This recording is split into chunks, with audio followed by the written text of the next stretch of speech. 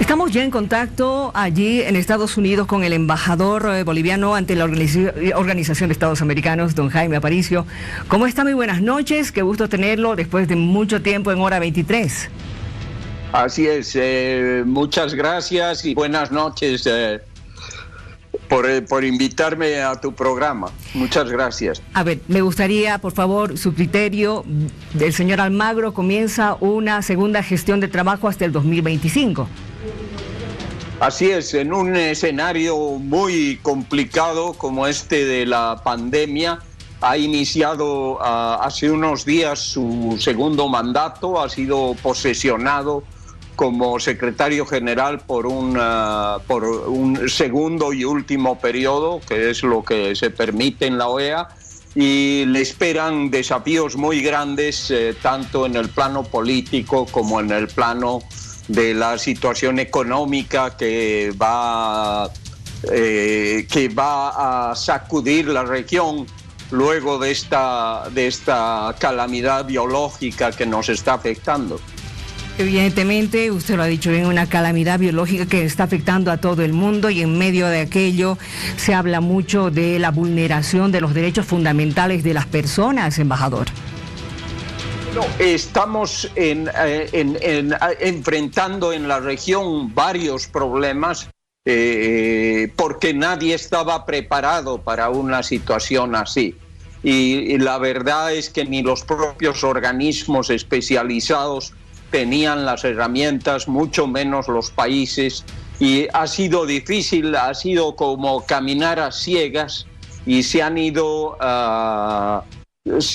buscando experiencias y aprendiendo en el camino, y por supuesto cometiendo muchos errores, y estos temas han sido recurrentes no solo en Bolivia, en toda la región, pero claramente, y como lo ha dicho el secretario general, la gran diferencia es entre democracias y dictaduras, es que en democracias se cuestionan las cosas que suceden, se denuncian, y la gente conoce lo que está pasando, desde el número de muertos, aunque las estadísticas no sean completamente viables por razones de falta de estructura, digamos, tecnológica, pero sí se sabe lo que está pasando en los países, y por supuesto algunos países están siendo cuestionados, pero en las dictaduras es completamente distinto. Es lo que pasa en Venezuela y en Nicaragua,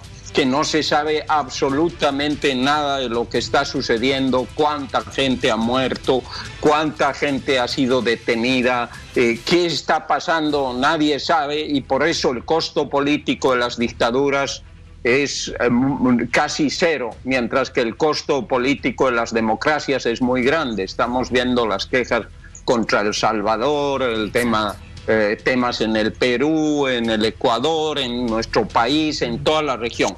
Pero claramente lo ideal acá es que en este momento de pandemia debemos respetar las reglas del derecho, del debido proceso, los estándares de derechos humanos, y actuar como una comunidad que ha sido devastada por un enemigo común, un enemigo invisible, y actuar con la mayor apertura y con la mayor unidad posible.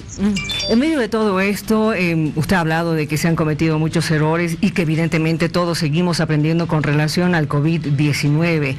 La imagen de la Organización Mundial de la Salud ante el mundo entero ha quedado realmente minimizada por esta cantidad de errores, y que muchos dicen mentiras incluso en el camino. ¿Cómo está tomando la Organización de Estados Americanos a la OMS en este momento? En este momento han habido obviamente muchas quejas también hubieron en su momento contra la OPS, pero en este momento no hay las condiciones de hacer cuestionamientos más allá de que hay que mirar al futuro, hay que mirar hacia adelante, y está en este momento la OPS, por ejemplo, y la OMS tratando de responder a través de sus expertos y de su experiencia en salud pública, está tratando de trabajar tanto en lo global como en lo regional. En el caso de la OEA, ya han habido diversas reuniones con la Organización Panamericana de la Salud, la OMS, el Banco Interamericano de Desarrollo, y la OEA está buscando, en su segundo mandato, Almagro está buscando trabajar en dos frentes. Uno, el de reforzar la parte democrática, la parte política, que es el rol esencial de la OEA, pero por otro lado el de catalizar todos los esfuerzos que realizan los distintos organismos, tanto respecto a los temas médicos y sanitarios de la pandemia, como a los temas financieros y a lo que se nos viene en el mundo y sobre todo en Latinoamérica, porque muchas veces estamos cegados en nuestras peleas internas y no estamos viendo que se está viniendo una de las amenazas más duras de la historia de los últimos, por lo menos del último siglo. Es una crisis que no sabemos cómo la vamos a poder enfrentar. La recesión económica está afectando prácticamente a todas las economías del mundo. Mucho más grave va a ser en África y en América Latina. Estamos viendo que el desempleo está llegando, por ejemplo, en Estados Unidos a 40 millones de personas que han aplicado por desempleo. España está con su índice más alto de desempleo en el mundo. Y en Bolivia, donde el sector informal es enorme, no sabemos realmente qué va a pasar y tenemos que pensar como sociedad cómo vamos a recibir esta nueva realidad. Eso es lo más importante y ahí la OEA está queriendo ayudar tanto en pedir que se haga esto en democracia, que esto no afecte a las democracias y que los organismos financieros pongan un plan de trabajo, un plan de rescate para las economías más vulnerables como las nuestras o las del Caribe, porque acá tenemos una cosa mucho más grave. En el pasado las crisis económicas se combatían con medidas que dictaba el Fondo Monetario, las famosas medidas llamadas neoliberales de no gastar más de lo que ingresa, de controlar los sistemas de pensiones, los sistemas de salarios. O sea, la austeridad que se predicaba ya no es aplicable.